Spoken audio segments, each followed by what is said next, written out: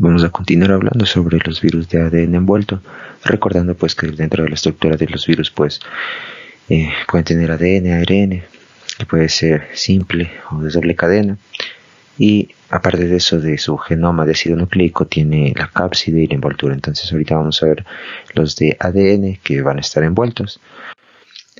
Un primer grupo, Herpes viridae, que tienen una cápside icosaédrica, además de que son envueltos con ADN de doble cadena lineal. Entonces, recordando que hay algunos tipos: virus del herpes simple 1, virus del herpes simple 2, virus de la varicela zoster, virus del Epstein-Barr, citomegalovirus, virus del Epstein, del herpes humano 6 y 7, virus del herpes humano 8.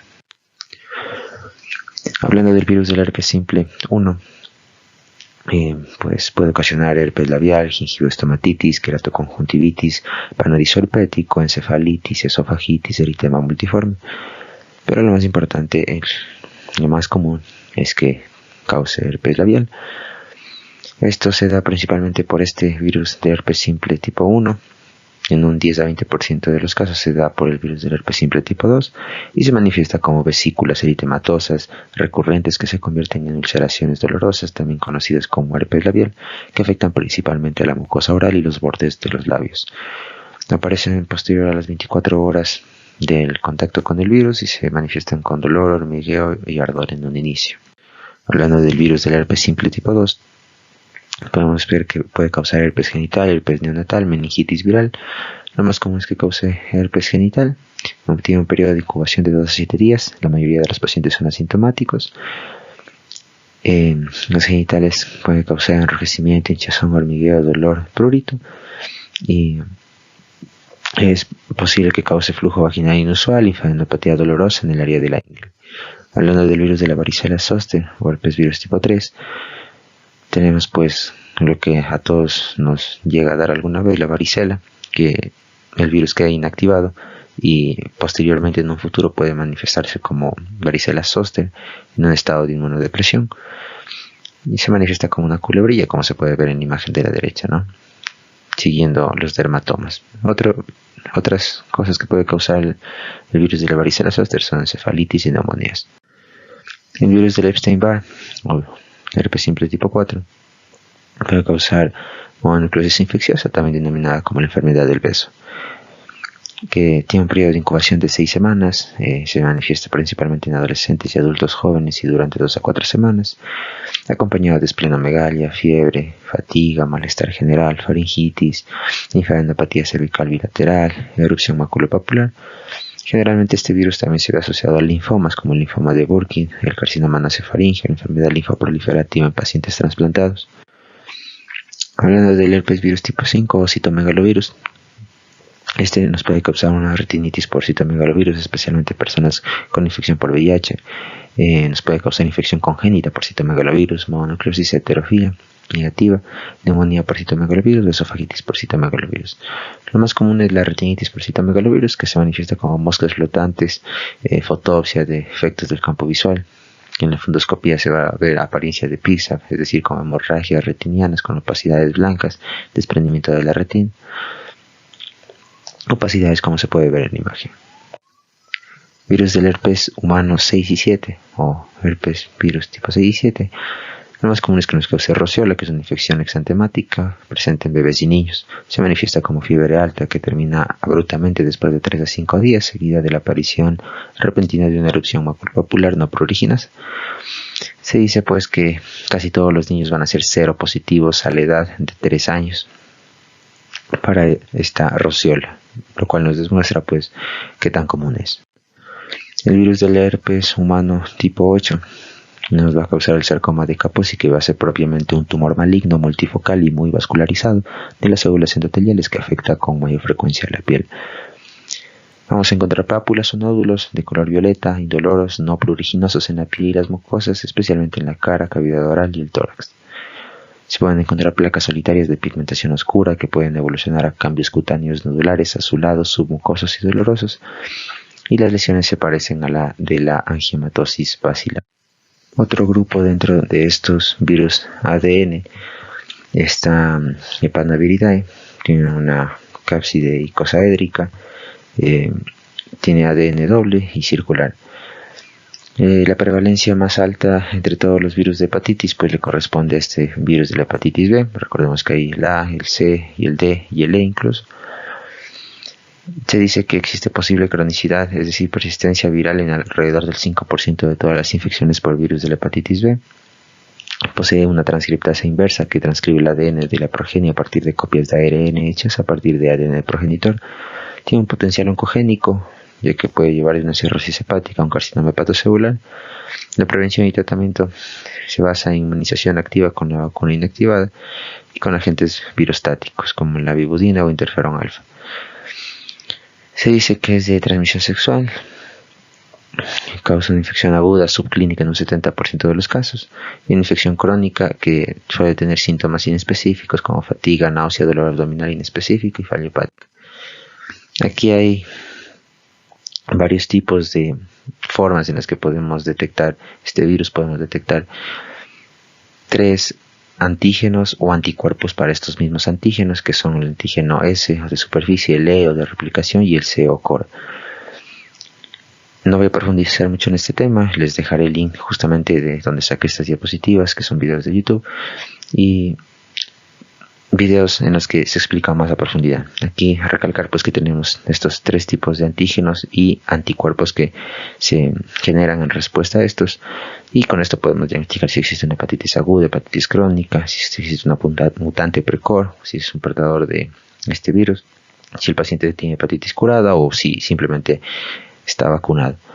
Entonces aquí están marcadas las más importantes. En la hepatitis aguda lo que más nos va a importar es la presencia del anti-C, pero el anticuerpo para este antígeno C o core, especialmente hablando del IgM.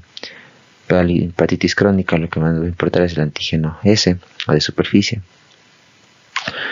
Para la mutante precoz, el anti-E y la presencia de ADN, que obviamente se registra por esta reacción en cadena de polimerasas que se hace para detectar el ADN. O vacunación, en este caso pues se encontraría el anticuerpo para el antígeno S de superficie. Como vamos a ver, pues esto varía bastante dependiendo del tiempo de evolución de la infección. Después del primer mes es cuando se puede detectar el ADN del virus de la hepatitis B. Podemos ver que en un inicio las que incrementan son el antígeno S y el antígeno E. Posteriormente se generan anticuerpos especialmente para el antígeno C.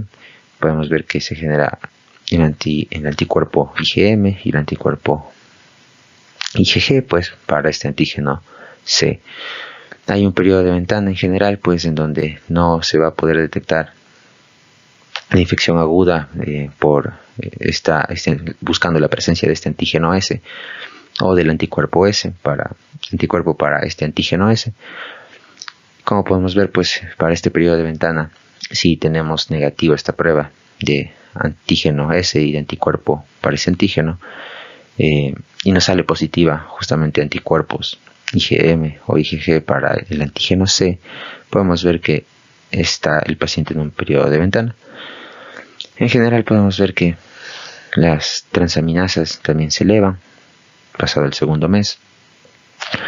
Podemos ver que muchos anticuerpos se mantienen incluso por años, y justamente es este anticuerpo que se genera, el anticuerpo contra el antígeno S, el que nos sirve para diagnóstico agudo y para diagnóstico de infecciones crónicas por el virus de la hepatitis B. Entonces aquí justamente los 3 grupos antígenos de superficie, el antígeno central o core y el antígeno de envoltura, el S, el C y el E. Entonces el que más nos va a importar es el S, ya que nos evidencia la primera infección y pues nos indica también la presencia continua de un estado de portador. Entonces medimos los antígenos y podemos medir también los anticuerpos, ¿no? Si es que sin la presencia del antígeno y con la presencia de anticuerpos, esto nos va a indicar una inmunidad hacia el virus de la hepatitis B debido a una infección resuelta o una vacunación. El anticuerpo contra este antígeno S o de superficie del virus de la hepatitis B suele aparecer de 1 a 3 meses después de la infección o vacunación. Entonces deben recordar, pues tenemos estos tres tipos de antígenos: el S de superficie, el C de core y el E de envoltura. Aparte de eso, pues podemos detectar directamente el ADN de este virus. Aquí igualmente lo que voy a recalcar aquí pues es que en el caso de la infección aguda lo que vamos a encontrar es el antígeno, la presencia de este antígeno S, anticuerpo contra este antígeno indetectable, la presencia del antígeno E, el anticuerpo para este antígeno E indetectable, anticuerpo IgM para el antígeno C detectable, y el ADN contra el ADN de este virus de hepatitis B indetectable. Lo que más se pide, más se realiza es justamente esta prueba, la de antígeno S, antígeno de superficie. Un dato adicional es que esto se puede acompañar de infección por el virus de la hepatitis D. El virus de la hepatitis B se puede acompañar de este virus de la hepatitis D. Entonces, hablando del virus de la hepatitis D, pues hablando de epidemiología, el 5% de todos los pacientes con infección crónica por este virus de la hepatitis B van a ser portadores del virus de la hepatitis D. La etiología pues es una partícula viral incompleta que se asemeja a un viroide. Es un virus delta de ARN monocatenario defectuoso. Por eso le pongo como dato adicional, porque ahorita estamos hablando de virus ADN, pero al ser este un virus que solo depende de la presencia del virus de la hepatitis B, pues aunque es un virus ARN, lo incluye en esta parte. El virus de la hepatitis D entonces requiere la capa del antígeno de superficie del virus de la hepatitis B para entrar en las células huésped. La transmisión del virus de la hepatitis D es sexual, parenteral y perinatal. El periodo de incubación depende si es coinfección o superinfección. Coinfección cuando el paciente se infecta al mismo tiempo del virus de la hepatitis B y del virus de la hepatitis B, y superinfección cuando primero se infectó del virus de la hepatitis B y luego se infectó del virus de la hepatitis D. Entonces el periodo de incubación en la coinfección es de unos 6 meses y de la superinfección de 2 a 8 semanas. Podemos ver que el de la superinfección es mucho más rápido. Entonces las características clínicas son exactamente similares a la infección por el virus de la hepatitis B. El curso pues depende, si para la coinfección con el virus de la hepatitis B por lo general conduce a una hepatitis aguda más grave, y para la sobreinfección de un portador crónico del antígeno S aumenta el riesgo de cirrosis hepática y acelera la progresión de la enfermedad. Hablando igualmente de virus ADN, tenemos otro grupo, los Poxviridae, que tienen un ADN complejo, lineal, ADN de doble cadena, que es el virus de ADN más grande. Entonces aquí tenemos dos géneros, el género Orthopoxivirus y el género Muloxypoxivirus. Entonces en el primer grupo tenemos tres: el virus variólico, el virus de la viruela bovina y el virus de la viruela del simio. El virus variólico, que hace referencia a la viruela, pues ya fue una enfermedad declarada erradicada en 1980. El virus fue erradicado mediante la inmunización generalizada con una vacuna viva atenuada y ya no se encuentra fuera de los laboratorios.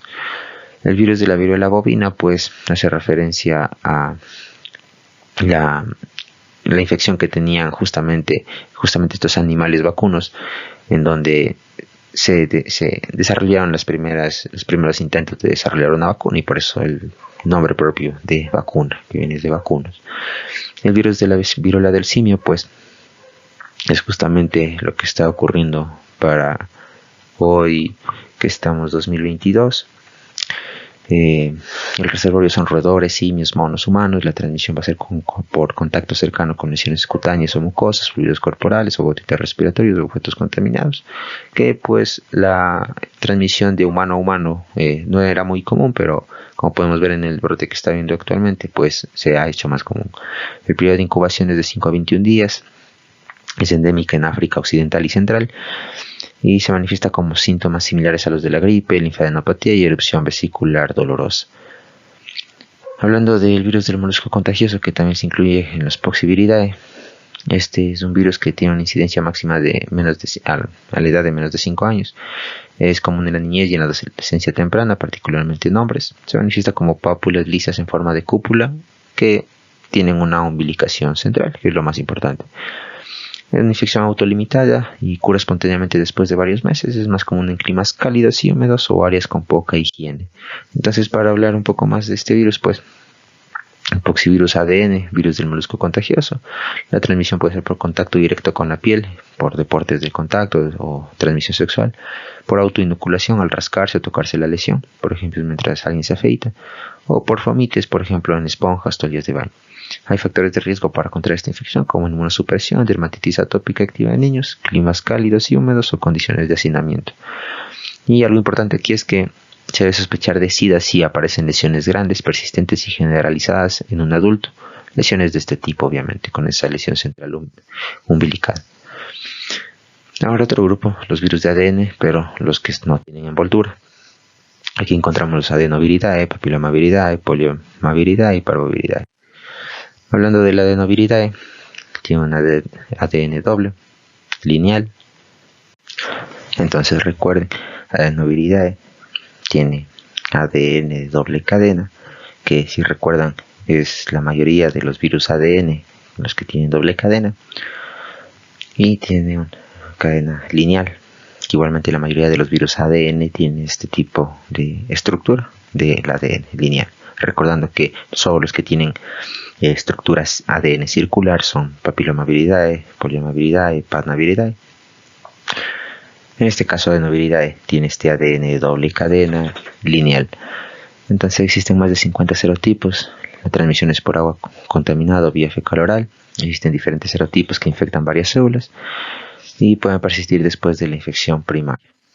Entonces, infecciones que causa este grupo de virus son infecciones respiratorias y gastrointestinales, particularmente en bebés y niños pequeños. Entonces, hay algunas: faringitis febril, conjuntivitis, fiebre faringoconjuntival, neumonía, cistitis hemorrágica aguda, gastroenteritis, miocarditis, queratoconjuntivitis epidérmica y meningitis. Aquí he subrayado las más importantes, de las que voy a nombrar un poco más ahora. Entonces, recordando lo que habíamos nombrado en otros videos, igualmente faringoamigdalitis aguda va a ser una infección pues que puede ser viral o bacteriana, que se caracteriza por fiebre, dolor de garganta, disfagia, exudados amigdalinos, ganglios linfáticos cervicales inflamados y sensibles. Esto varía, la clínica varía dependiendo si es viral o bacteriana, ¿no? Pero como podemos ver, lo más común es que sea viral en un 90% en los casos de adultos y viral en un 40% en los casos de niños. Bacteriana en un quizá 30%. Entonces, lo puse aquí para recalcar que en el caso de la viral, pues el más común va a ser adenovirus. Otros virus que pueden causar faringoamigdalitis aguda virales: virus de Epstein-Barr, citomegalovirus, virus del herpes simple, virus de la influenza, parainfluenza y el VIH. Entonces, en relación a las bacterianas, bueno, esto ya lo habíamos nombrado, pero el más común va a ser causada por Streptococcus pyogenes, beta hemolítico del grupo A. Entonces, esto es lo característico, ¿no? Una vez que vemos exudado amigdalar, como podemos ver aquí, si esto se acompaña con una fiebre de más de 38 grados, con ausencia de tos y con adenopatías cervicales anteriores, vamos sumando un punto, y estos corresponden a los criterios de Centor, ¿no? Que si llegamos de más de 3 puntos, pues ya optamos a que esta es una faringoamigdalitis aguda de tipo bacteriana, en la que pues obviamente requiere tratamiento antibiótico. Si fuera viral, solo el tratamiento es sintomático. Estos puntajes, justamente acá está, pues varían dependiendo de la edad, ¿no? Si tiene de 3 a 15 años, pues se le suma un punto; de 15 a 45 no se le suma nada, y más de 45 se le resta un punto. Recordando que estos criterios de Centor, pues entre más puntos tenga, es más probable que la faringoamigdalitis sea de tipo bacteriano. Aquí igualmente, que en el caso de las bacterianas, el más común va a ser la infección por Streptococcus del grupo A, que se presenta como fiebre, exudados amigdalinos, linfadenopatía cervical dolorosa, exantema escarlatiforme, particularmente presente en adolescentes y adultos jóvenes. Menos comúnmente están los Streptococcus del grupo C y G como causas de faringitis aguda. Igual menos común otras bacterias, igualmente raro es otras bacterias. Dentro de los virus, pues el virus más común, los virus respiratorios, que se presentan como resfriado común, fiebre, rinorrea, ronquera, coriza, conjuntivitis, úlceras orales. Y menos común, pues, virus de Epstein-Barr, herpes simple, citomegalovirus y VIH. Ahora, hablando de la conjuntivitis, pues, que también puede ser dada por este adenovirus, podemos ver aquí en la conjuntivitis viral, la más común va a ser por adenovirus y menos común por el virus del herpes simple de la varicela zoster. Otras causas de conjuntivitis, solo para recordar, pues está la que es causada por conococo, por Chlamydia trachomatis o trachoma, por bacterias no gonocócicas, el Staphylococcus aureus, Haemophilus influenzae, y la alérgica, ¿no? Que sabemos que es una reacción de hipersensibilidad mediada por IgE. Entonces, en la bacteriana, pues la diferenciamos obviamente por la secreción purulenta, mientras que la alérgica va a presentarse como un enrojecimiento bilateral con secreción acuosa y picazón, y la viral pues va a ser bastante parecida, puede ser unilateral, pero aquí obviamente no tendremos el antecedente de la exposición a algún alérgeno. Hablando de gastroenteritis, pues la mayoría de los casos de gastroenteritis infecciosa aguda van a ser virales, siendo el norovirus la causa más común de gastroenteritis aguda y la segunda causa más común de hospitalización por gastroenteritis aguda. Los otros patógenos comunes que causan gastroenteritis son rotavirus, el adenovirus entérico y astrovirus. Adenovirus justamente del que estamos hablando aquí, de adenoviridae, virus de ADN de doble cadena. Otras causas no virales incluyen bacterias, Staphylococcus aureus, Campylobacter, Salmonella. Además de los grandes brotes por el consumo de alimentos y agua contaminados, los norovirus se transmiten de manera eficiente de persona a persona. Las gastroenteritis virales tienen picos pronunciados en invierno y en primavera. Aquí pues solo recordar que la mayoría de las causas son por virus de gastroenteritis, donde están los adenovirus también implicados aquí. En miocarditis pues hay múltiples agentes infecciosos. De los virales pues la más común, adenovirus, como podemos ver aquí.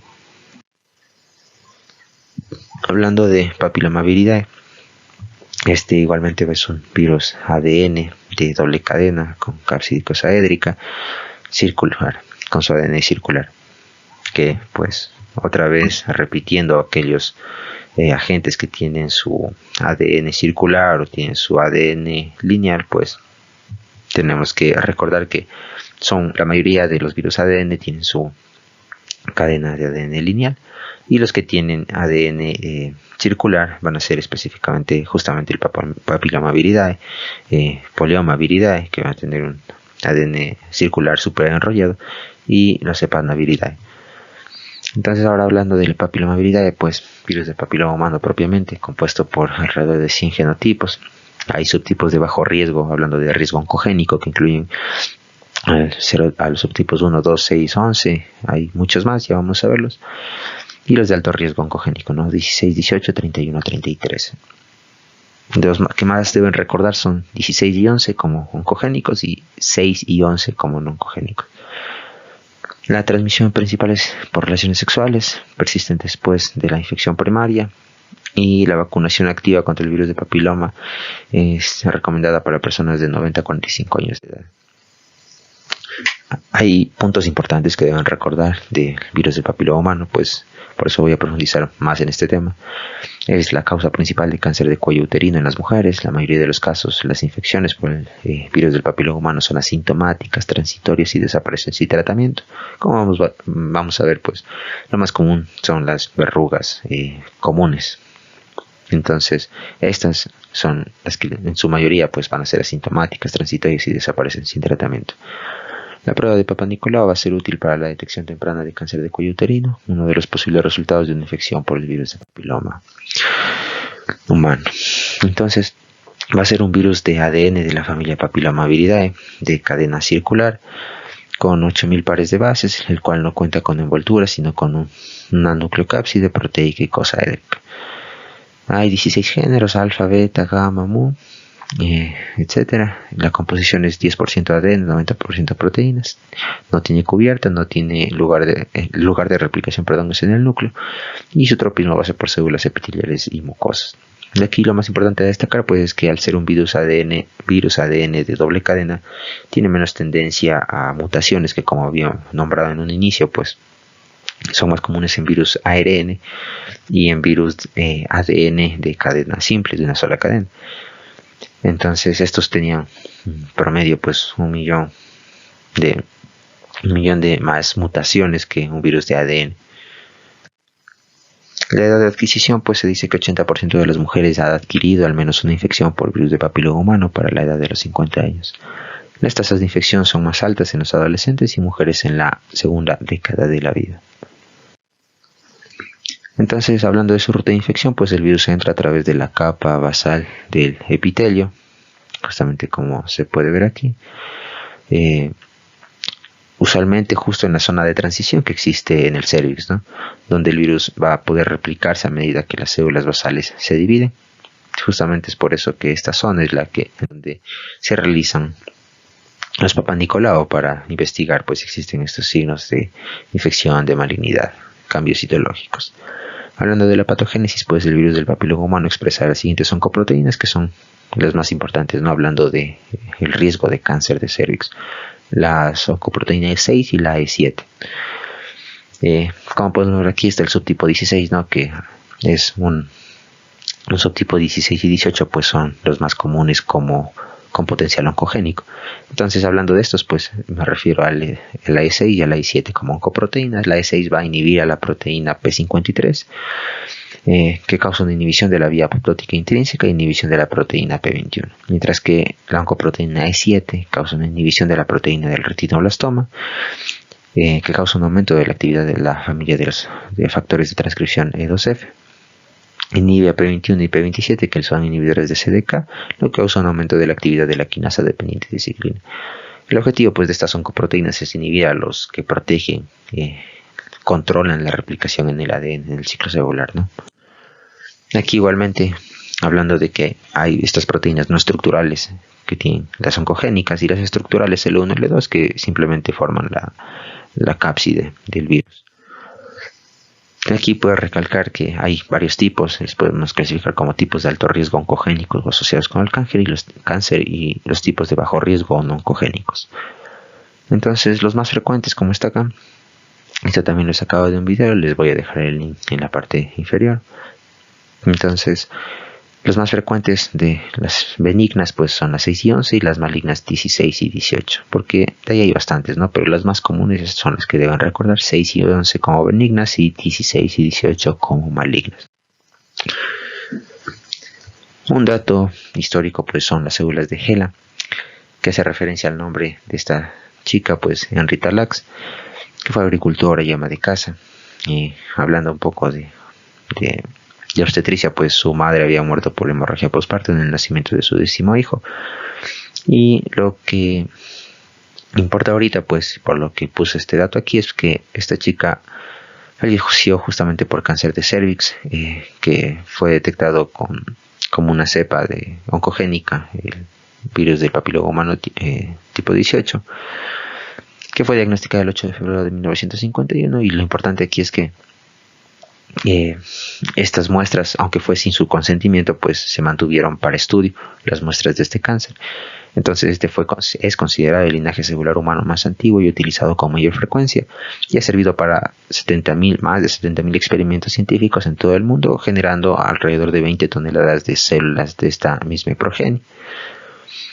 Entonces, adicional a esto, pues esta chica también tenía neurosífilis y gonorrea, que pues recordando actualmente, pues la neurosífilis es bastante rara, ya que se hace bastante tamizaje y pues sabemos actualmente pues que simplemente con penicilina evitamos todo esto de la sífilis, ¿ya? Como dato adicional. Entonces la infección, hablando de cómo infecta, pues se va a recordar, ¿no?, que tiene esta predilección por epitelios y especialmente por esta zona de transición del cérvix. Hablando de la epidemiología, pues lo más común son las verrugas comunes, como su propio mismo lo dice. En un 71% de los casos se presentan así: verrugas plantares 34% y verrugas planas 4%. Corresponde a la infección de transmisión sexual más común en mujeres, recordándoles pues que no es correcto decir enfermedad de transmisión sexual porque muchos son asintomáticos y no presentan ningún signo de una enfermedad, entonces es adecuado decirle simplemente con infección de transmisión sexual. En adolescentes y adultos jóvenes, el 70% de las infecciones van a desaparecer en 1 año y el 90% en 2 años. A los 50 años o más, el 80% de las mujeres contraerán al menos un tipo de virus de papiloma humano genital. El 10% de los niños se ven afectados por verrugas no genitales. Y hablando de la edad, pues a los 20 y 30 años van a ser más comunes verrugas genitales y a los 12 y 16 años verrugas no genitales. Este es un estudio que lo añadí aquí porque es importante, porque habla sobre el riesgo de contraer una infección por virus de papiloma en chicas universitarias durante su primera relación sexual con un hombre. Entonces se vio que la incidencia acumulada durante el primer año de esta primera relación pues fue de un 28.5% de estas chicas tenían una infección por el virus de papiloma humano. Y esta preincidencia pues aumentó al 50% a los 3 años en las mismas chicas. Entonces esto se referencia más a las cepas no oncogénicas, obviamente, que son bastante comunes en la población. Hay factores de riesgo para contraer esta infección, pues que primeramente exista piel y membranas mucosas dañadas, por ejemplo por maceración, traumatismos, infección por el virus del herpes simple. Otros factores de riesgo: inmunodeficiencia, por ejemplo infección por el virus de VIH, quimioterapia. Y factores de riesgo adicionales para infecciones genitales mucosas por el virus de papiloma humano incluyen sexo sin protección, número de parejas sexuales a lo largo de la vida, edad temprana en la primera actividad sexual, hombres no circuncidados y tabaquismo. Hablando pues sobre los hombres no circuncidados, pues se dice que en Estados Unidos es bastante común pues que a los niños, una vez que nacen, pues se les realice esta circuncisión, justamente para evitar infecciones de transmisión sexual y demás. Aquí pues igualmente este es del libro de Yagüez mismo. Entonces aquí destacar pues las cepas 6 y 11 que están acá, muy común que causen condilomas anogenitales, papilomelaringios, displasias, neoplasias intraepiteliales que tienen bajo potencial oncogénico. Mientras que las cepas 16 y 18 pues pueden avanzar a displasias de alto grado y carcinomas de mucosa genital, carcinoma laringio esofágico, y tienen gran correlación con carcinomas genitales y bucales, especialmente cérvico-uterino.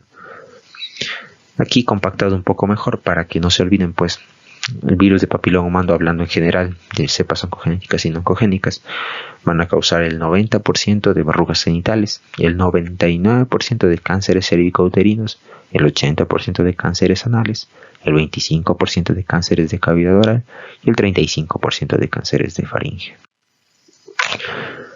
Vamos a hablar un poco sobre las presentaciones clínicas que pueden ser anogenitales y no anogenitales. En las anogenitales tenemos al condiloma acuminata o verrugas anogenitales, condilomas planos, papulosis bobonoide, condilomas gigantes o tumor de Buschke-Lowenstein. Mientras que en las no anogenitales pues tenemos las verrugas comunes o verruga vulgaris, las verrugas plantares, las verrugas planas, las verrugas orales y carcinomas orofaringios, papiloma laringio, carcinoma de laringe, papilomatosis respiratoria y carcinoma de células escamosas del pulmón, papilomas conjuntivales y carcinoma conjuntival. Hablando del condiloma acuminata, pues esta se ve causada por cepas no oncogénicas 6 y 11, responsables del 90% de las verrugas genitales. Es más común en mujeres, pues en zona vulvar, cuello uterino, región anal, y es raro en la uretra. ¿Cómo se ven estas lesiones? Como podemos ver en la imagen, ¿no? Como lesiones exofíticas parecidas a una coliflor, que a menudo son asintomáticos, pero en otros casos pueden causar prurito, sensibilidad o sangrado en casos raros. El diagnóstico pues obviamente es con la inspección directa, la inspección visual y con colposcopía. Hay indicaciones de biopsia, pues es cuando el paciente está inmunodeficiente, cuando son verrugas con características atípicas, por ejemplo que estén adheridas a tejido subyacente, pigmentadas, induradas, sangrantes, o verrugas refractarias al tratamiento. ¿Por qué son solo estas indicaciones? Porque obviamente lo más probable es que cuando vean esta lesión sea de estas cepas benignas. Hablando de los condilomas planos, pues igual son serotipos no oncogénicos 3 y 10. Las características clínicas son como placas planas de color blanco o marrón, ligeramente elevadas, dispersas en la región anogenital. El diagnóstico diferencial pues es con los condilomas planos que se presentan en la sífilis secundaria, que generalmente son planos, lisos y húmedos. Y pues, aunque no son de las cepas más comunes, pues estos tienen alto riesgo de malignidad. Entonces, hablando de la papilosis bovinoide, pues, perdón, creo que estaba lejos el micrófono. Hablando de la papilosis bovinoide, pues esta va a ser considerada una etapa de transición entre una verruga genital y la enfermedad de Bowen. La enfermedad de Bowen pues, es propiamente un carcinoma de células escamosas in situ con forma de neoplasia interepitelial de alto grado. Y pues aquí sí van a estar implicadas una cepa oncogénica. Clínicamente pues se ven como múltiples pápulas pigmentadas, planas de color marrón rojizo en los genitales externos, particularmente en el eje del pene, glande, prepucio. Y hablando de la mujer, pues vulva. Y bueno, en general región perineal también. Se evalúa pues cada 3 a 6 meses, que las lesiones a menudo retroceden espontáneamente. Como les digo, es una etapa de transición entre una verruga genital y la enfermedad de Bowen. Y el pronóstico pues es más favorable que malo, ya que la transformación maligna se produce solo en un 2.6% de los casos.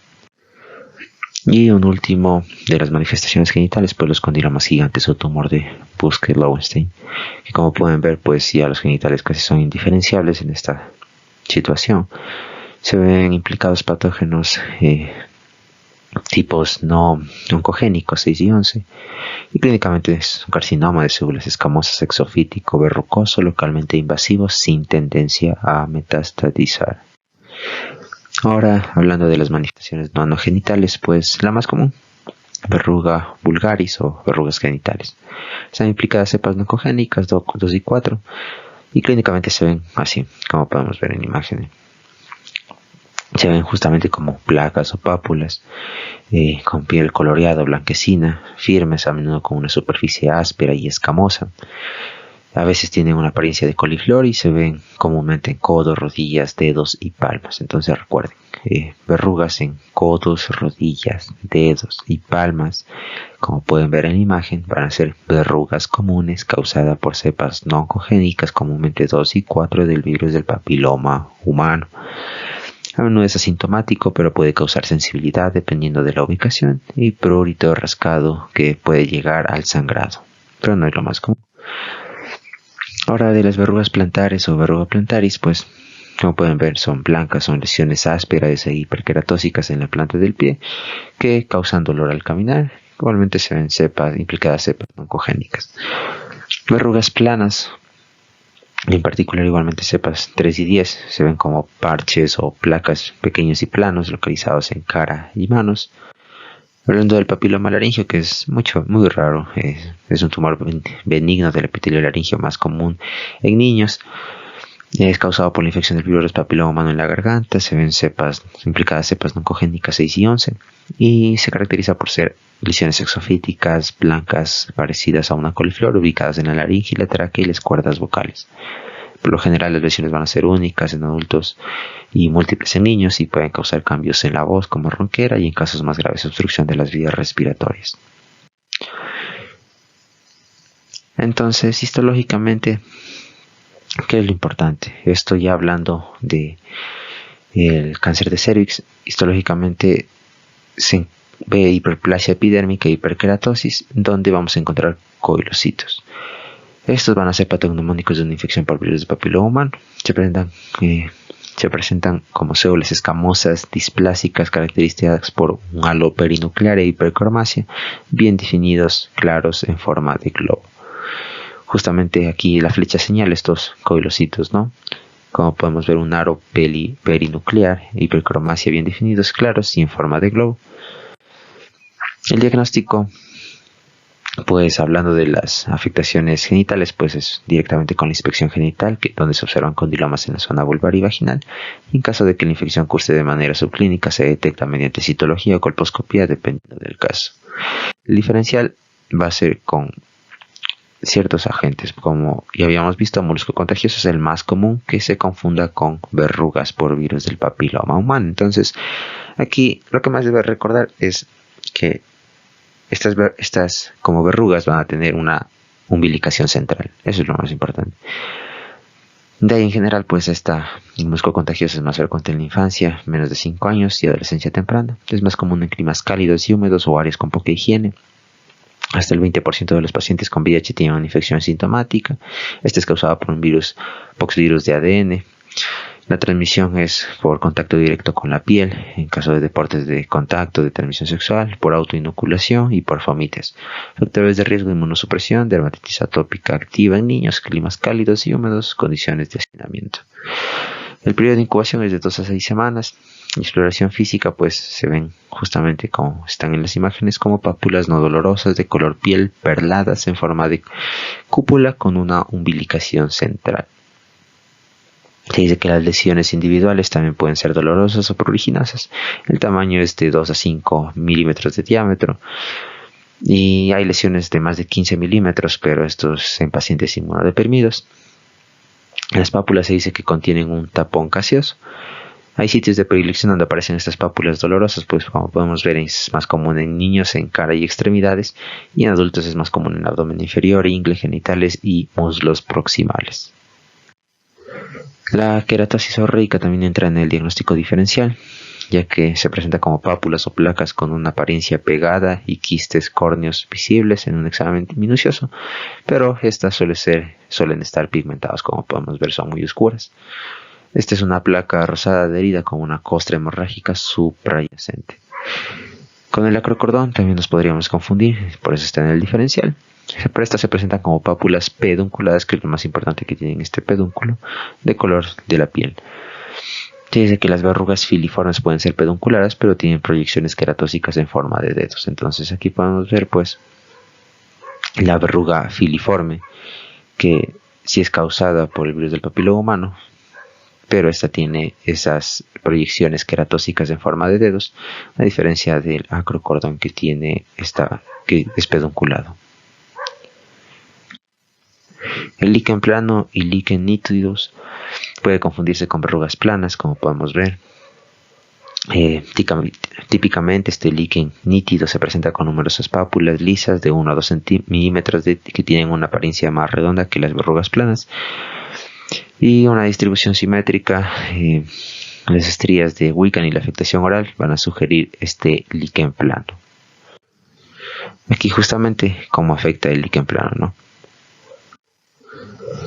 Otro diferencial es la neoplasia maligna cutánea, que se presenta como pápulas o placas similares a verrugas que tienen un crecimiento irregular, ulceración y o resistencia a la terapia. Tenemos los gránulos de Fordyce, que se presentan como manchas de Fordyce, que representan glándulas sebáceas ectópicas que aparecen como pápulas discretas de color blanco o amarillo de 1 a 2 milímetros distribuidas simétricamente en la mucosa bucal y el borde vellón de los labios.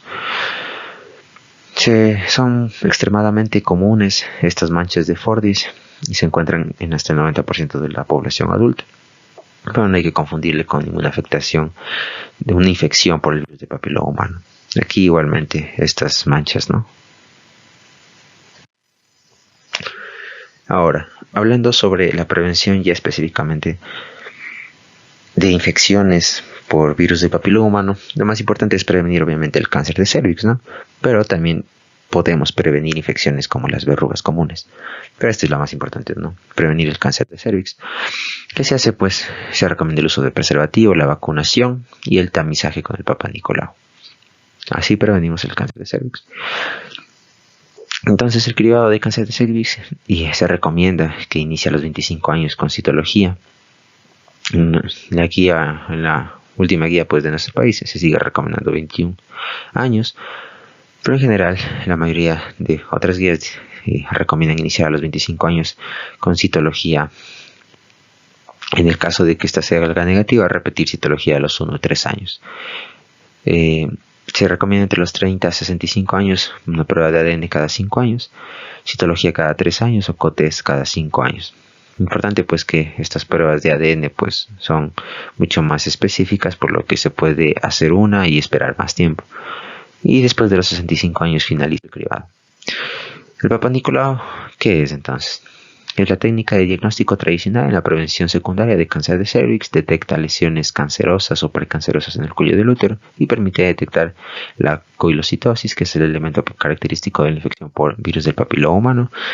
Y esto es lo más importante, que el Papa Nicolau va a disminuir en un 90% la mortalidad. Hay pacientes de alto riesgo en los que vamos a realizar una citología, un Papa Nicolau por lo menos una vez al año y no cada 3 años o cada 5. Estas necesitan cada año. En caso de relaciones sexuales con múltiples compañeros, compañero sexual que tiene o ha tenido múltiples compañeras, promiscuidad masculina, antecedentes de enfermedades venéreas, tanto en el hombre como en la mujer, antecedentes de verrugas a nivel de neoperineo, de pene o vulva, hábito de fumar, antecedentes de infección genital por virus del papiloma humano, como puede ser una colecistosis a la citología o test de virus del papiloma humano, o ADN positivo por PCR o síntesis sistemas de hibridación o enfermedades inmunosupresoras. En esos casos debemos realizar un Papá Nicolau cada año. Entonces, ¿qué se hace? ¿Qué requisitos tiene esta prueba? Pues que el examen no debe realizarse durante la menstruación o antes de 3 días de haber finalizado el último periodo menstrual. Se realiza 48 horas previas al examen. La paciente no debe haber realizado duchas vaginales, tenido relaciones sexuales, usado tapones, jabones, cremas vaginales o medicamentos vía vaginal. Para el procedimiento pues se rotula la lámina, se visualiza el cuello uterino, se localiza la zona de transformación, es la zona de transición escamo-columnar, se recolecta la muestra, se realiza el extendido y se envía al laboratorio de citología.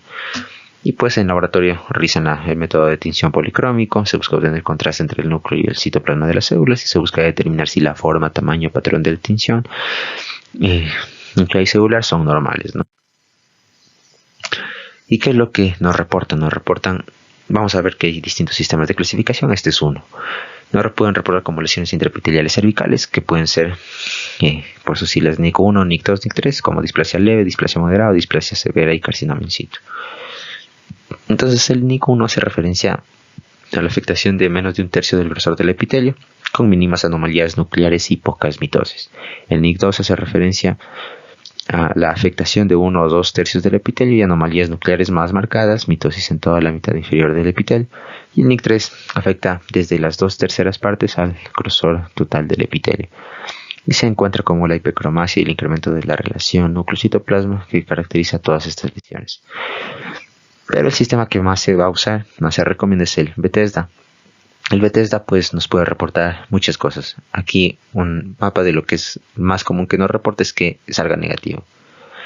De la incidencia de la mayoría de estudios pues que comprueban que es lo más común al realizar el Bethesda, pues que 96% salgan negativo. Ya vamos a ver todo lo que nos puede reportar, pero aquí para adelantarnos pues nos puede reportar células escamosas atípicas de significado indeterminado o ASCUS. Nos puede reportar lesión intraepitelial escamosa de bajo grado o LSIL, lesión intraepitelial escamosa de alto grado o HSIL.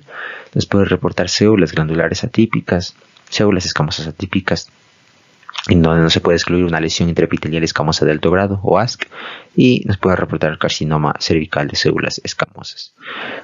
Haciendo referencia a lo que significa ASCUS y el ASC. ASCUS, pues, como ya lo nombré, son células escamosas atípicas de significado indeterminado, y el ASC son las células escamosas atípicas en las que no se puede excluir una lesión intraepitelial escamosa de alto grado. Entonces el ASCUS pues hace referencia a que estas células que muestran anomalías más marcadas que simples cambios reactivos, pero que van a tener cualitativa o cuantitativamente la no presencia de estos criterios de una lesión intraepitelial escamosa, mientras que el ASC comparten características citológicas con las lesiones intraepiteliales escamosas de alto grado o HSIL. Entonces el ASC va a ser más grave que el ASCUS. Aquí podemos ver entonces algunas clasificaciones de displasia leve, displasia moderada, displasia severa, carcinoma in situ, carcinoma invasor, el NIC 1, NIC 2, NIC 3, NIC 4, NIC 3, y carcinoma invasor. Y la que se recomienda es esta, ¿no? Que es mucho más simplificada. Una lesión intraepitelial escamosa de bajo grado o lesión intraepitelial escamosa de alto grado. El alto grado, como podemos ver, ya nos engloba el NIC 1, NIC 2 o la displasia moderada severa y carcinoma in situ. Entonces, el Bethesda también nos reporta, aparte de estas células epiteliales, pues las células glandulares. Nos puede reportar como si es que existen células glandulares atípicas, si existe un adenocarcinoma endocervical in situ o adenocarcinoma endocervical in situ, perdón. Entonces aquí está mucho mejor organizado sobre este sistema de Bethesda. Nos registra primero el tipo de muestra, qué tan adecuada fue la muestra, la interpretación de resultado, otros organismos en los que se pueden encontrar, tricomona, cándida, aunque no podemos diagnosticar con esto, pero ya nos indica que hay presencia de estos. Y lo que más nos importa, las células escamosas, ¿cómo son? Si son atípicas, ¿cómo son? Si son ASCUS, ASC, LSIL o HSIL. Recordar, ASCUS es células escamosas con atipias de significado indeterminado. ASC, células escamosas con atipias que no excluyen una lesión de alto grado. LSIL, lesión intraepitelial escamosa de bajo grado. Y HSIL, lesión intraepitelial escamosa de alto grado. Aparte de eso, también nos registra las células glandulares, ¿no? Si son atípicas, con atipias a favor de neoplasia, si existe un adenocarcinoma endocervical in situ o adenocarcinoma endocervical endometrial extrauterino, sin especificar. Nos recomienda pruebas auxiliares, la evaluación automatizada en qué máquina fue, notas educativas y sugerencias opcional de laboratorio, pues pueden recomendar cada cuánto se debería hacer otro examen, otro Papa Nicolau, para hacer los controles. Entonces hay métodos moleculares de detección de la infección del virus del papiloma humano. Pues puede ser por captura de híbridos, RT-PCR, microarrays. Se dice que las indicaciones de ADN para pedir ADN del virus del papiloma humano son anomalías citológicas de células escamosas, seguimiento y control post lesiones intraepiteliales y cribado más citología en mujeres de más de 35 años sin citología en 5 últimos años. Junto con la citología podemos acompañarnos con una colposcopía que nos permite observar las características del epitelio cervical después de la aplicación de solución salina isotónica, solución de ácido acético al 3 o al 5% y solución yodo-yodurada de Lugol. Entonces, aquí se habla de que las lesiones, primeramente al aplicar ácido acético, pues se precipitan las proteínas y la lesión afectada por el virus se va a ver blanco.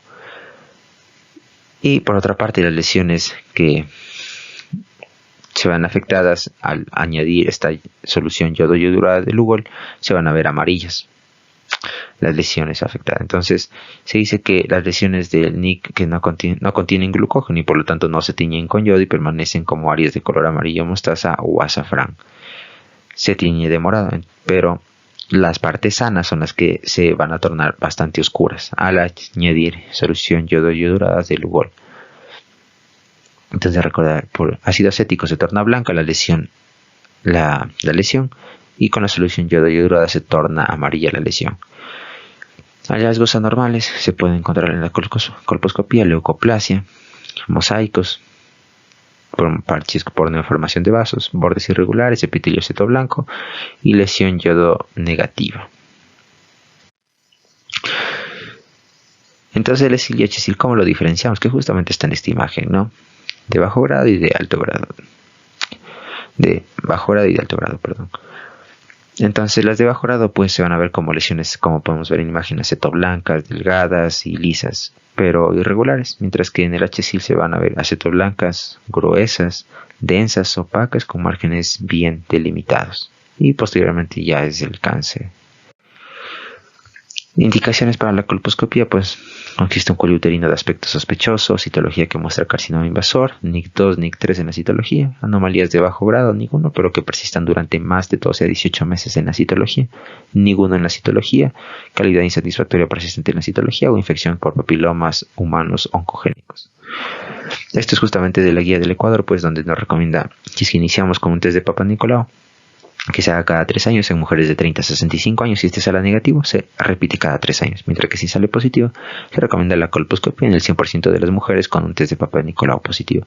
Si este sale negativo, seguimos haciendo los controles cada 3 años. Mientras que si no sale positivo, es decir, ya no salió positivo el test de Papa Nicolau, no salió positivo la colposcopia, ya aquí ya se recomienda un diagnóstico especializado, tratamiento especializado, radioterapia y quimioterapia según corresponda. Y aquí si es que iniciamos haciendo una prueba de ADN, porque recordemos que podemos hacer pruebas de ADN o simplemente el Papa Nicolau. Si aquí hacemos la prueba de ADN, si aquí la guía nos recomendaba que igualmente se realice cada 3 años en mujeres de 30 a 64 años. Si sale negativo, se sigue haciendo cada 3 años, mientras que si sale positivo, realizamos el Papa Nicolau en 100% de las mujeres positivas. Si sale negativo el Papa Nicolau, la prueba repetimos al año. Y sale negativo, repetimos cada 3 años. Mientras que si el Papa Nicolau sale positivo, ahí sí realizamos colposcopía. Si la colposcopía sale negativo, volvemos a hacer estos Papa Nicolau, ¿no? Mientras que si la colposcopía sale positivo, igual, y aquí ya diagnóstico especializado, tratamiento especializado, radioterapia, quimioterapia, cuidados paliativos, según corresponda. Entonces, al igual que el virus del papiloma humano, los poliomavirus también son virus de ADN sin envoltura con genomas circulares de doble cadena y cápsides icosaédricas. Entonces hay 2 miembros más importantes del poliomavirus de la familia del poliomavirus son el virus JC y el virus BK. El virus JC causa leucoencefalopatía multifocal progresiva y el virus BK nefropatía y cistitis hemorrágica.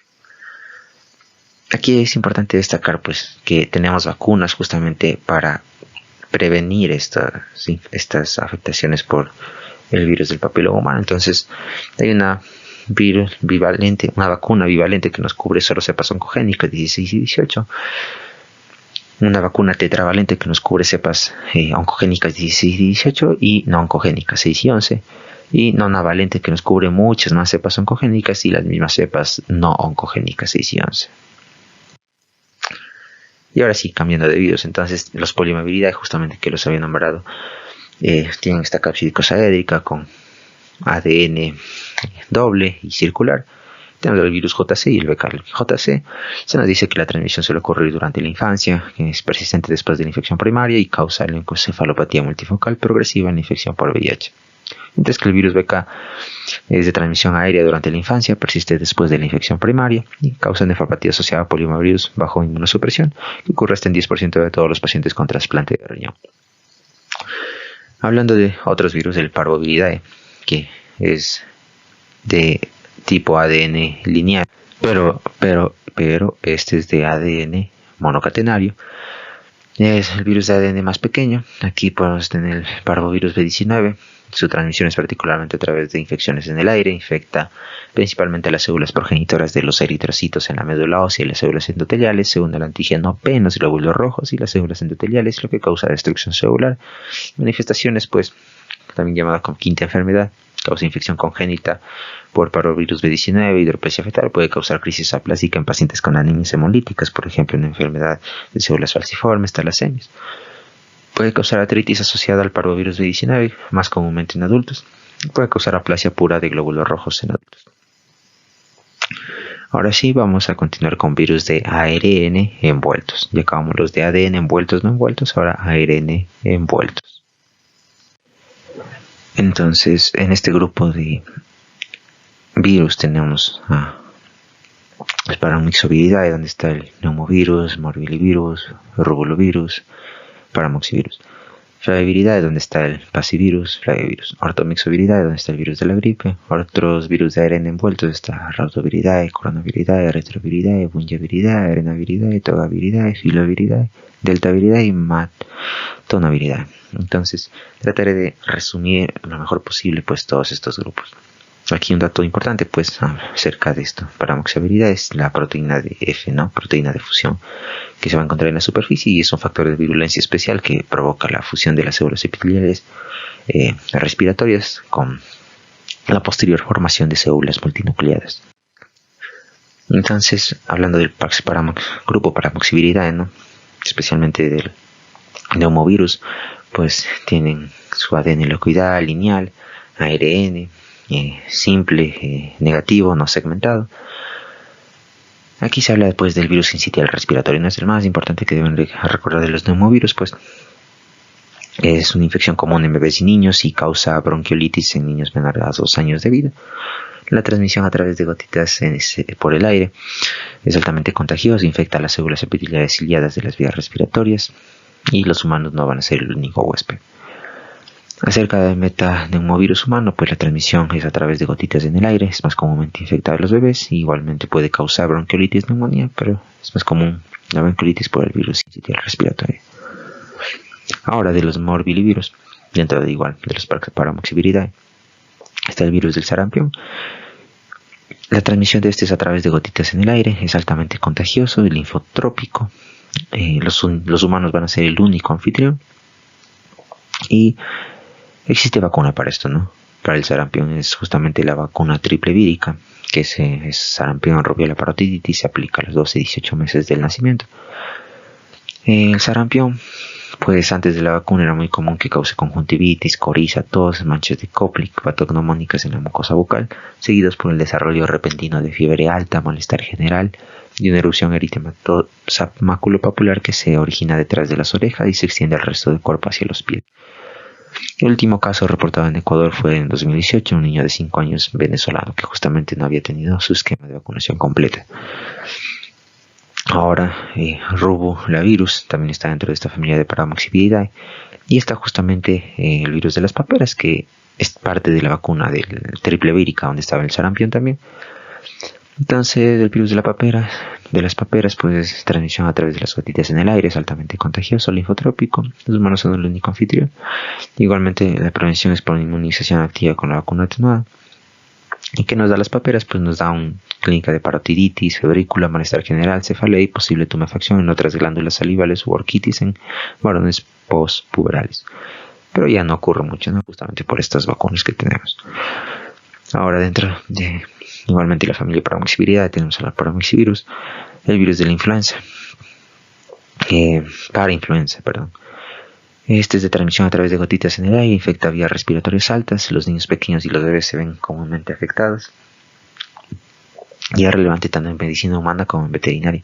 ¿Qué causa? Causa infecciones de las vías respiratorias superiores, en cavidad nasal, faringe o laringe, infecciones respiratorias bajas y causa el croup, que es también denominado como laringotraquitis o laringotraqueobronquitis, que es una infección respiratoria de vías altas en niños.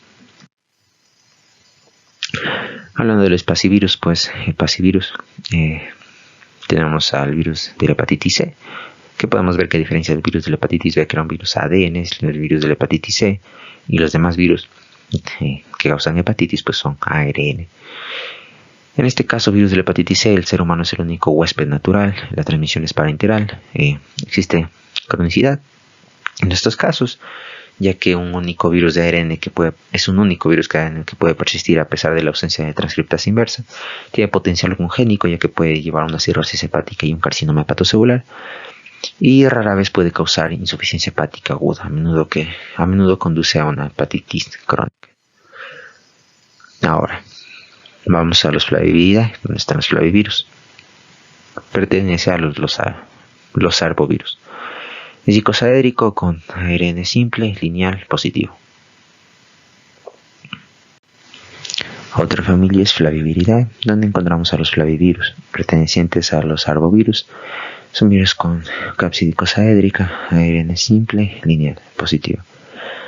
Entonces aquí encontramos a los virus de la encefalitis transmitida por garrapatas, que los reservorios son animales, por ejemplo roedores. El vector van a ser las garrapatas. Existe vacunación para personas en riesgo de exposición. Y lo que causa pues es justamente, como el nombre mismo lo indica, encefalitis transmitida por garrapatas. Tenemos también el virus de la fiebre amarilla, que igual tenemos vacuna, ¿no? El reservorio son los monos, el vector el mosquito. Ocurrencia es predominantemente en África y América del Sur. Se recomienda la vacunación a personas en riesgo de exposición como viajeros y causa fiebre amarilla. El virus del dengue, en el que voy a recalcar un poco más adelante, puede ser el reservorio humanos, el vector son mosquitos.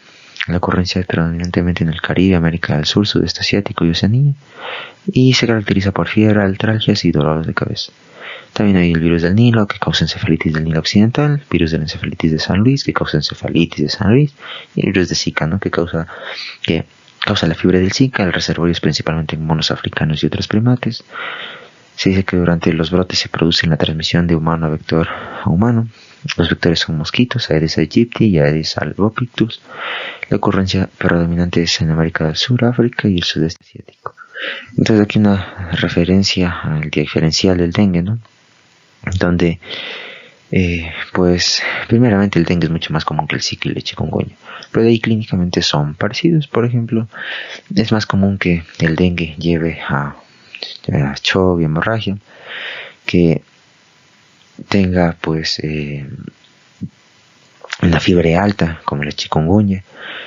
Es poco común que tenga erupciones cutáneas, no suelen presentar conjuntivitis a diferencia de la Zika o del chikungunya, el dengue no. La artritis inflamatoria caracterizada por rigidez matutina prolongada, pues eso es más común en la chikungunya, pero por prevalencia nos vamos por el dengue. Es transmitida por el Aedes aegypti, este mosquito. La distribución en regiones tropicales de todo el mundo, particularmente Asia. La incidencia es la enfermedad viral más común que afecta a los turistas en regiones tropicales. Se dice que hay 4.400 millones de casos por año en todo el mundo y hay una vacuna disponible para su uso en niños que viven en zonas endémicas o áreas con infección previa confirmada por el virus del dengue.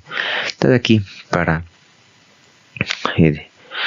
esquematizar, ¿no?, dónde es más prevalente estas infecciones por dengue, ¿no? América del Sur, como podemos ver. Y esto es importante porque actualmente se distingue al dengue con signos de alarma, sin signos de alarma o dengue grave. Entonces, al dengue no grave sin signos de alarma se referencia a pacientes que tengan fiebre y 2 o más de los siguientes criterios, que puede ser náusea, vómito, erupción cutánea, molestias y dolores, prueba de torniquete positiva, leucopenia y cualquier signo de alarma. Y los signos de alarma van a ser el dolor abdominal intenso o abdomen doloroso a la palpación, vómitos persistentes, acumulación clínica de líquidos, sangrado de mucosas, letargia, agitación, hepatomegalia más de 2 centímetros y en el laboratorio aumento del hematocrito concurrente con una rápida disminución del número de plaquetas.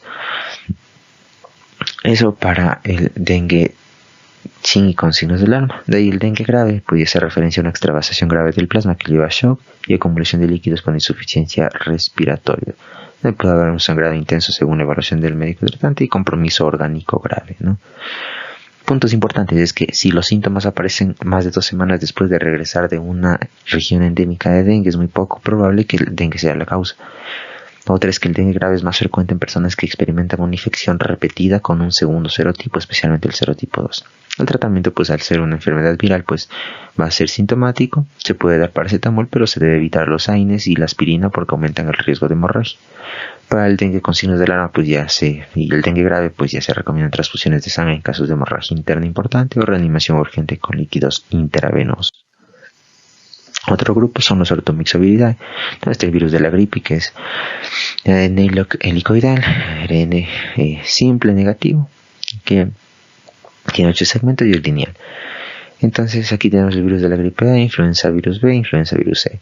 Se dice que los subtipos se diferencian por los antígenos de superficie celular, hemaglutinina y neuraminidasa, por ejemplo H1N1, que es gripe porcina. Entonces la hemaglutinina va a promover la entrada viral al unirse a residuos de ácido siálico, mientras que la neuraminidasa promueve la liberación de la progenie del virión de las células huésped mediante la escisión de los residuos terminales del ácido siálico. Se dice que hay alta variabilidad del antígeno a través de la deriva antigénica y el cambio antigénico. Existen 2 formas de vacuna contra el virus de la influenza A y B, inactivadas y vivas atenuadas. Entonces aquí un cuadro diferencial, ¿no?, en relación a la gripe, el resfriado y el COVID-19. Aquí lo que nos vamos a enfocar más es en gripe y resfriado, porque el COVID, como podemos ver, para el año 2022 en el que estamos ahora, agosto, sigue habiendo nuevas cepas. Se espera que haya más cepas y la clínica va cambiando dependiendo de las cepas. Entonces, hablando de gripe y resfriado, en la gripe es más común la tos seca, en el resfriado tos con flema. En la gripe es más común la fiebre, en el resfriado no. En el resfriado va a ser muy común el moqueo nasal, los estornudos, el dolor de garganta, mientras que en la fiebre predomina el dolor de cabeza y el cansancio. Hablando de la influenza, el patógeno va a ser influenza virus A y B y raramente el C. El término influenza generalmente se da reinfecciones por influenza tipo A, donde tenemos que tener en cuenta esta hemaglutinina y neuraminidasa. El periodo de incubación va a ser de horas a varios días y se dice que hay apariciones repentinas de fiebre alta, escalofríos, dolor de cabeza, artralgias, mialgias, fatiga y malestar en el caso de esta influenza. Hay picos de actividad de influenza, como podemos ver, predominan en diciembre, enero, febrero, marzo. Y obviamente la mortalidad, al ser un virus bastante común, bastante prevalente en la población, afecta gravemente a los adultos mayores, que conforme van avanzando la edad se encuentra su sistema inmune más debilitado y son más propensos a infecciones graves. Entonces, como podemos ver, la mortalidad combinada por influenza y neumonía en Estados Unidos al menos aumenta drásticamente pasado los 65 años ya en la edad adulta. Hay grupos con alto riesgo de complicaciones por influenza, grupos que tienden a generar estados más graves. Por ejemplo, niños menores de 5 años, pero especialmente menos de 2 años, adultos mayores de 65 años, personas que están embarazadas o hasta 2 semanas después del parto, residentes de hogares de ancianos y centros de atención a largo plazo, personas negras no hispanas, personas hispanas o latinas y personas indígenas americanas o nativas de Alaska. Además, personas con condiciones médicas que incluyen asma, afecciones neurológicas y del neurodesarrollo, enfermedad pulmonar crónica, enfermedad cardíaca, trastornos sanguíneos, trastornos endocrinos, trastornos renales, trastornos hepáticos, trastornos metabólicos, pacientes con sistema inmunitario debilitado debido a alguna enfermedad, niños menores de 19 años que reciban terapia con aspirina a largo plazo y personas con obesidad de clase 3, es decir, un IMC mayor a 40. Ahora, hablando de otros virus de ARN envueltos, hablando de rhabdoviridaes, tienen su ADN helicoidal, ARN simple, negativo lineal. Aquí se encuentra el virus de la rabia, que es una infección a través de la saliva de animales infectados. Puede causar parestesia que rodea el sitio de la mordedura de un animal. Esto va a sugerir rabia. Puede causar hidrofobia, que debido al espasmo de los músculos faringeos causados por este virus, puede llegar a causar esta hidrofobia. Las células infectadas pueden llegar a formar cuerpos de Negri y se unen a los receptores nicotínicos de acetilcolina. Otro virus es el coronavirus, ¿no? Justamente la pandemia que estamos viviendo ahorita, pero recordar que habían subtipos importantes antiguos como SARS-CoV, MERS-CoV y actualmente el que está causando la pandemia, SARS-CoV-2. El reservorio, pues los murciélagos, y se dice que es transmitido por gotitas respiratorias. En general causa una infección leve del tracto respiratorio superior y del tracto gastrointestinal. Recordando que tenemos el síndrome respiratorio agudo severo, un brote en 2002, un brote en 2012 por el MERS y el brote que ocurrió en 2019, empezó en 2019 por el COVID-19. El genoma codifica para 4 proteínas estructurales, para una espiga S que permite la entrada uniéndose al receptor AC2 de la célula huésped, para la envoltura, la membrana, la nucleocápside y para 16 proteínas no estructurales que forman el complejo replicasa transcriptasa. Entonces hay varias variantes de importancia. Aquí se coloqué en la que estamos el brote actualmente. Vuelvo, repito, agosto del 2022, pues las variantes de Omicron, ¿no? Omicron subtipos, sublinajes BA1, BA1.1, sublinajes BA.2 y sublinajes BA.4 y BA.5. Otros virus de ARN envueltos están retroviridae, como complejos icónicos y icosaédricos, virus ARN simples positivos lineales que expresan transcriptasa inversa. Entonces, el virus del VIH pues es de transmisión parenteral con factores de virulencia importantes que infectan a las células que portan el antígeno de superficie CD4, se conectan a CCR5 y CXCR4 y después de un periodo de 8 años en promedio pues llegan a causar el SIDA si no fueron tratadas adecuadamente. Aquí también están los virus linfotrópicos de células T humanas que tienen transcriptasa inversa, que causan leucemia de células T adultas y no linfoma no Hodgkin. Entonces de VIH hay varias especies, VIH1, VIH2, VIH1 son las especies más comunes en todo el mundo y VIH2 está restringido casi por completo a África Occidental. Tiene 9 genes que codifican un total de 15 proteínas. El gen POL codifica una poliproteína que consta de proteasa, transcriptasa inversa e integrasa. Y esto es importante porque es para donde van dirigidos los antivirales, la mayoría de retrovirales para el VIH. Entonces aquí un dato importante es que obviamente el sistema inmune va disminuyendo CD4, CD8 y lo que le mata al paciente realmente no es el virus del VIH, sino la inmunodepresión y las bacterias, virus, parásitos, hongos oportunistas que se encuentran en el medio ambiente. El virus del VIH pues simplemente le disminuye las defensas. Esto es importante porque se dice que la carga viral cuando está por debajo de 200 copias por mililitro se considera suprimido viralmente al paciente y no puede transmitir el VIH, es casi como que está curado. Aquí los grupos de antivirales que hay, pues hay múltiples medicamentos, pues dependiendo si se ataca la transcriptasa, a las demás enzimas. Hay otros virus de ARN envueltos, muchos otros, Bunyaviridae, con virus ARN simple, helicoidal, con cápside helicoidal y ARN pseudocircular. Aquí se encuentran el hantavirus, virus de la fiebre hemorrágica de clima del Congo, virus de la Cruz, virus de la encefalitis de California, virus de la fiebre de Valle de Rift. Vamos a ver en habilidades, solo por nombrar, el virus de Lassa, virus de la coriomeningitis linfocítica. En habilidad icosaédrico está el virus de la encefalitis equina accidental, el virus de la encefalitis equina del este y el virus de chikungunya. Filoviridad helicoidal está ebolavirus, marbovirus. Deltaviridad está el virus de la hepatitis D. Y maltoviridad está el virus de la rubiola. Ahora, hablando de virus de ARN sin envoltura. Este es un grupo más pequeño. Encontramos a picornaviridad, donde están enterovirus, hepatovirus y virus de la hepatitis A. Y otros virus de ARN sin envoltura, donde está astroviridad, ereoviridad, epiviridae y caliciviridae. Envoltura, donde está astroviridad, ereoviridad, epiviridae y caliciviridae. Hablando de los enterovirus icosaédricos con ARN simple positivo lineal, encontramos a los virus Coxsackie, Coxsackie-A, Coxsackie-B y los ecovirus. Entonces, Coxsackie-A causar angina, enfermedad de manos, pies y boca. Puede causar pericarditis, miocarditis y meningitis aséptica. Del Coxsackie-A, pues lo más común es la enfermedad de manos, pies y boca en niños. El Coxsackie-B pues causa miocarditis, miocardiopatía dilatada, enfermedad de Bornholm, pericarditis, meningitis aséptica. Y el ecovirus causa un amplio espectro de variedades como meningitis aséptica, conjuntivitis, miocarditis, hepatitis y diarrea neonatal severa. Dentro del enterovirus pues encontramos el poliovirus, un virus neurotrópico casi erradicado. Se han notificado casos en Pakistán y Afganistán.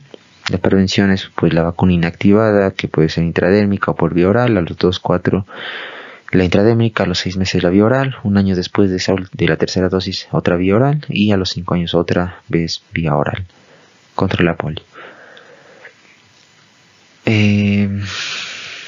Pues el riesgo de poliomielitis es que llega a producir parálisis en niños.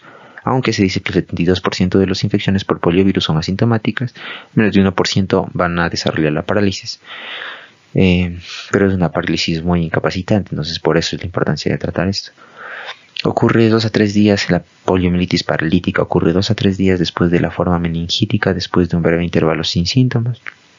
Y la parálisis flácida simétrica empeora horas o días.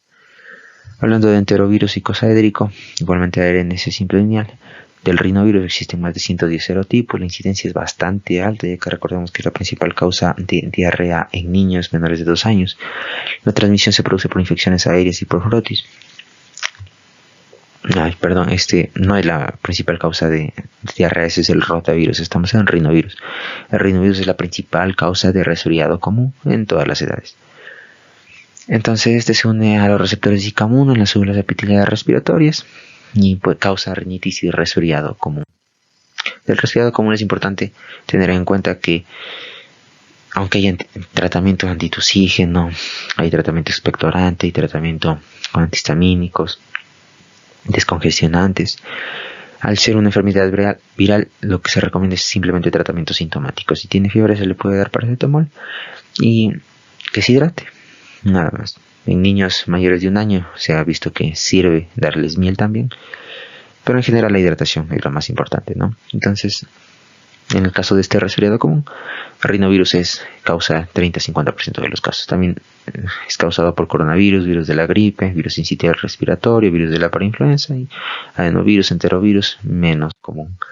Aquí igualmente, no para distinguirnos, en el resfriado va a haber tos con flema. Puede haber moqueo nasal, estornudos, dolor de garganta y, dolor articular, igualmente como la gripe. Hablando de patovirus icosaédrico, está virus de la hepatitis A, que tiene una alta tasa de infección por agua y alimentos infectados, particularmente en regiones tropicales y subtropicales, y la transmisión va a ser fecal-oral. No va a generar infecciones crónicas y raramente puede llegar a producir insuficiencia hepática aguda. La prevención pues es con vacuna inactivada para personas de riesgo y viajeros y a regiones endémicas. Se dice que en general pues resulta en una hepatitis aguda con un curso clínico caracterizado por síndromes prodrómicos de fiebre, malestar general y ictericia, a diferencia de la hepatitis B y C que no provocan enfermedad hepática aguda o crónica,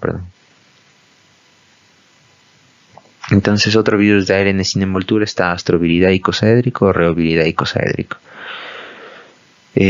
Astrovirus, pues astrovirus es infeccioso un día antes y un día después de la manifestación clínica de la enfermedad. Causa diarrea y la transmisión es fecal-oral. El reoviridae aquí encontramos el rotavirus, que es la principal causa de gastroenteritis infantil en niños menores de 2 años. La transmisión va a ser obviamente fecal-oral. Existe una vacuna atenuada para niños, el reservorio humanos, terneros y cerdos. La infección da una gastroenteritis infantil. Y aquí, bueno, aparte del rotavirus también está coltivirus y fiebre por garrapatas de Colorado. Aquí para recordarnos la diarrea acuosa, especialmente en niños, va a ser causada por rotavirus.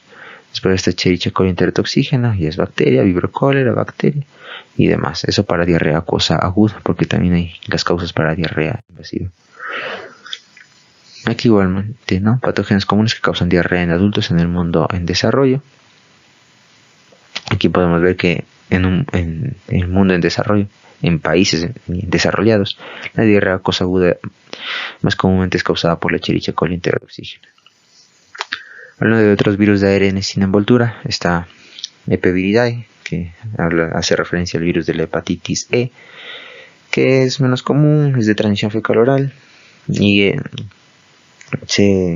los reservorios pues son jabalí y cerdos domésticos. Caliciviridae, aquí se encuentra el norovirus, que es una infección que solo ocurre en humanos, transmisión fecal-oral y aerosoles, es altamente contagioso y después de un periodo de incubación de 12 a 48 horas se presenta náusea, vómito de inicio agudo, cólicos abdominales y diarrea acuosa sin sangre. Recordar lo que habíamos dicho de gastroenteritis, ¿no? Lo más común es que sea causada por norovirus.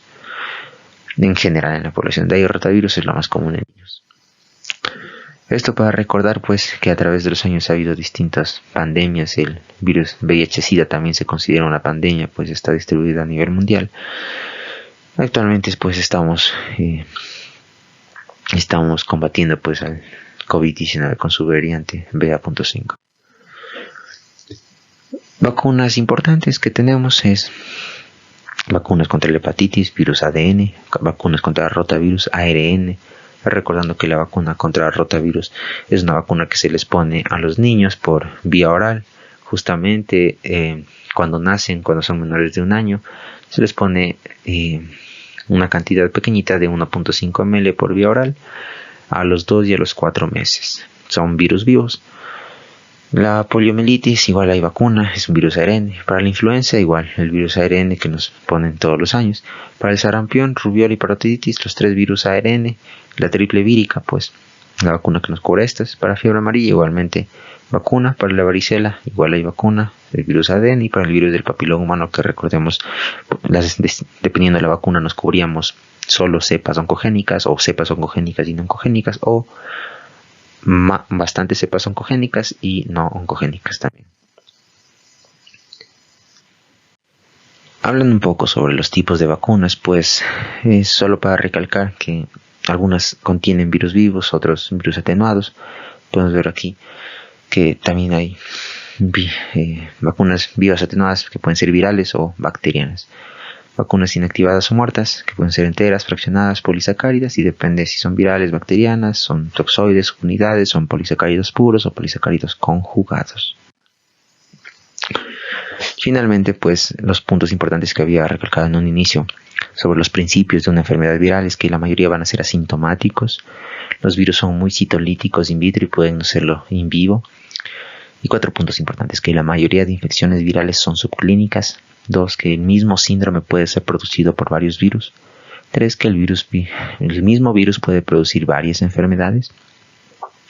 4, el resultado de la infección es particular en cada enfermo. Y un pequeño resumen, ¿no? Al final. Puntos no olvidar que el ácido nucleico puede ser mono o bicatenario, circular o lineal, segmentado o no segmentado.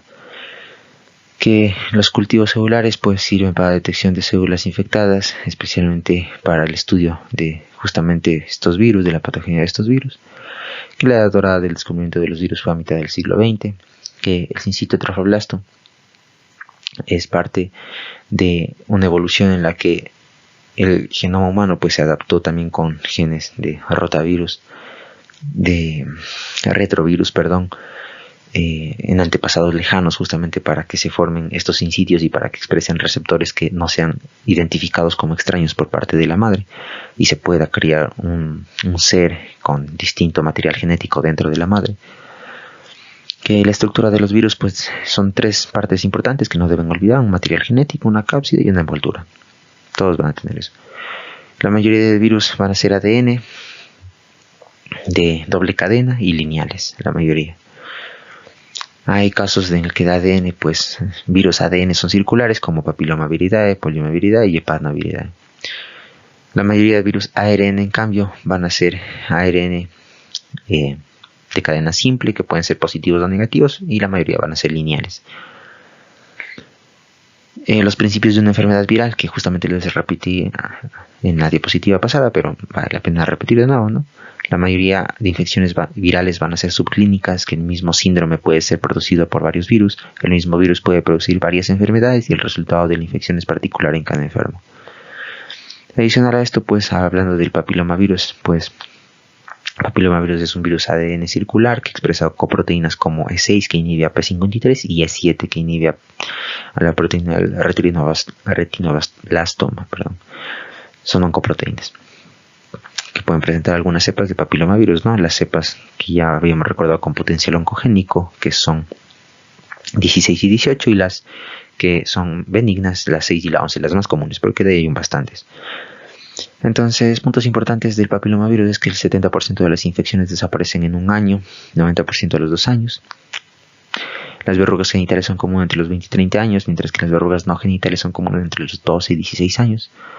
Que el papilomavirus va a causar el 99% de cáncer de cervix, el 80% de cánceres anales, el 25% de cánceres de cavidad oral y el 35% de cánceres de faringe. La mayoría de infecciones por papilomas, el 90% de infecciones a nivel mundial van a ser verrugas genitales, que son benignas. Y la prevención del cáncer de cervix, que corresponde a la vacunación, al tamizaje con Papá Nicolau, genotipificación o colposcopía y al uso de preservativos, ¿no? El VIH, importante destacar, es un pequeño resumen, ¿no? Que procede estas proteasas, transcriptasa inversa e integrasa, que es justamente a donde va dirigido los distintos antirretrovirales. Y del virus de la hepatitis B, que es un virus ADN, no hay que confundir con los otros virus, el A, el C, el D y el E, que son virus ARN. El C tiene más riesgo de ser crónico y el D depende de la B. Podemos recordar que existía la coinfección o la sobreinfección, a lo que hablamos de virus de la hepatitis D, porque el de la D siempre va a depender del B. Puede infectar a una persona al mismo tiempo, o puede que una persona ya infectada con el virus de la hepatitis B se infecte con el virus de la hepatitis D. Muchas gracias.